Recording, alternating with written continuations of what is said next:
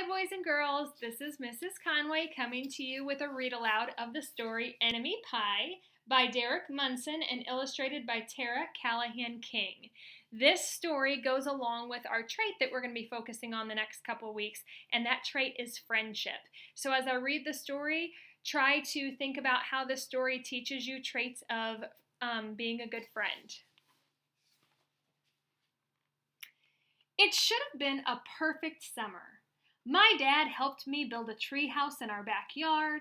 My sister was at camp for 3 whole weeks, and I was on the best baseball team in town. It should have been a perfect summer, but it wasn't.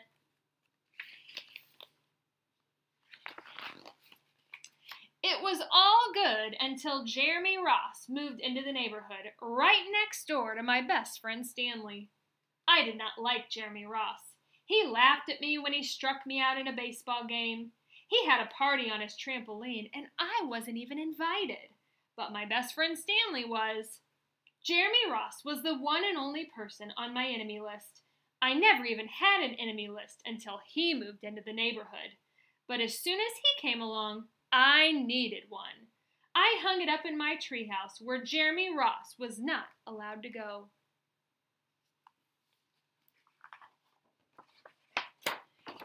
Dad understood stuff like enemies. He told me that when he was my age, he had enemies too. But he knew of a way to get rid of them.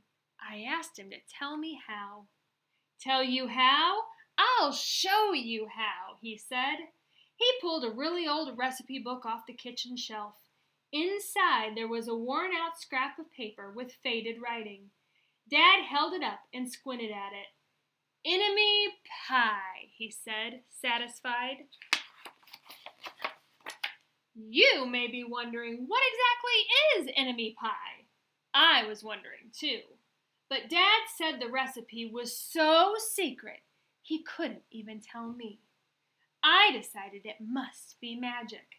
I begged him to tell me something, anything. I'll tell you this, he said. Enemy pie is the fastest known way to get rid of enemies. Now, of course, this got my mind working. What kinds of things, disgusting things, would I put into a pie for an enemy? I brought Dad some weeds from the garden, but he just shook his head. I brought him earthworms and rocks. He didn't think we needed those. I gave him the gum I'd been chewing all morning. He gave it right back to me. I went outside to play alone. I shot baskets until the ball got stuck on the roof. I threw a boomerang that never came back to me. And all the while, I listened to the sounds of my dad chopping and stirring and blending the ingredients of enemy pie. This could be a great summer after all. Enemy pie was going to be awful. I tried to imagine how horrible it must smell, or worse yet, what it would look like. But when I was in the backyard looking for ladybugs, I smelled something really, really, really good. And as far as I could tell, it was coming from our kitchen. I was a bit confused. I went in to ask Dad what was wrong. Enemy pie shouldn't smell this good. But Dad was smart. If enemy pie smelled bad, your enemy would never eat it, he said. I could tell he'd made enemy pie before. The buzzer rang and Dad put on the oven mitts and pulled the pie out of the oven. It looked like a plain old pie. It looked good enough to eat. I was catching on. But still, I wasn't really sure how enemy pie worked. What exactly did it do to enemies? Maybe it made their hair fall out or their breath stinky. Maybe it made bullies cry. I asked Dad, but he was no help. He wouldn't tell me a thing. But while the pie cooled, he filled me in on my job. He talked quietly. There is one part of enemy pie that I can't do. In order for it to work, you have to spend the entire day with your enemy. Even worse, you have to be nice to him. It's not easy, but that's the only way the enemy pie can work. Are you sure you want to go through with this? Of course I was. It sounded horrible. It was scary, but it was worth a try. All I had to do was spend one day with Jeremy Ross, then he'd be out of my hair for the rest of my life. I rode my bike to his house and knocked on the door. When Jeremy opened the door, he seemed surprised. He stood on the other side of the screen door and looked at me, waiting for me to say something. I was nervous. "Can you play?" I asked. He looked confused. "I'll go ask my mom," he said. He came back with his shoes in hand. His mom walked around the corner to say hello. "You boys stay out of trouble," she said, smiling. We rode bikes for a while and played on the trampoline. Then we made some water balloons and threw them at the neighbor girls, but we missed. Jeremy's mom made us lunch. After lunch, we went over to my house. It was strange, but I was kind of having fun with my enemy. He almost seemed nice. But of course I couldn't tell Dad that, since he had worked so hard to make this enemy pie. Jeremy Ross liked my basketball hoop. He said he wished he had a basketball hoop, but that he didn't have room for one. I let him win a game just to be nice. Jeremy Ross knew how to throw a boomerang. He threw it and it came right back to him. I threw it and it went over my house and into the backyard. When we climbed over the fence to find it, the first thing Jeremy noticed was my treehouse. My treehouse was my treehouse.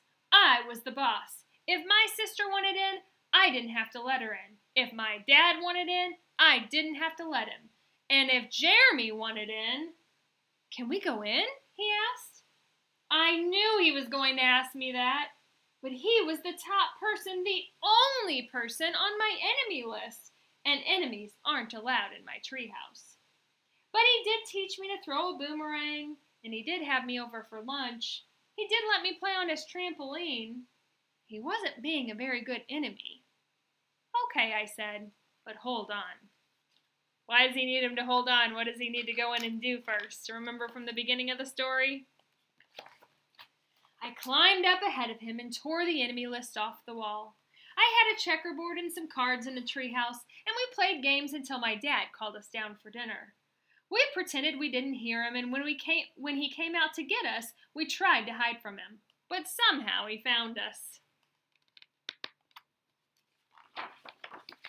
Dad made us macaroni and cheese for dinner, my favorite. It was Jeremy's favorite, too. Maybe Jeremy Ross wasn't so bad after all. I was beginning to think that maybe we should just forget about enemy pie. But sure enough, after dinner, Dad brought out the pie.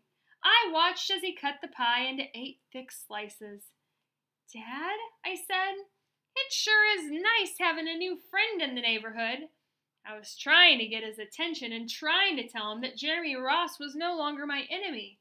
But Dad only smiled and nodded. I think he thought I was just pretending.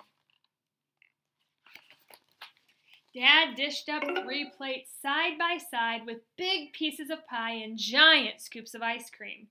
He passed one to me and one to Jeremy. "Wow," Jeremy said, looking at the pie. "My dad never makes pies like this." It was at this point that I panicked. I didn't want Jeremy to eat enemy pie. He was my friend. I couldn't let him eat it. "Jeremy, don't eat it. It's a bad pie. I think it's poisonous or something." Jeremy's fork stopped before reaching his mouth. He crumpled his eyebrows and looked at me funny. I felt relieved. I had saved his life. I was a hero. "If it's so bad," Jeremy asked, "then why has your dad already eaten half of it?" I turned to look at my dad. Sure enough, he was eating enemy pie. "Good stuff," he mumbled through a mouthful, and that was all he said.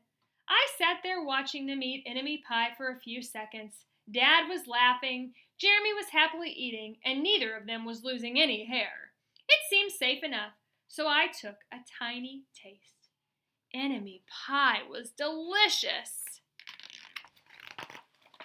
After dessert, Jeremy rode his bike home, but not before inviting me over to play on his trampoline in the morning.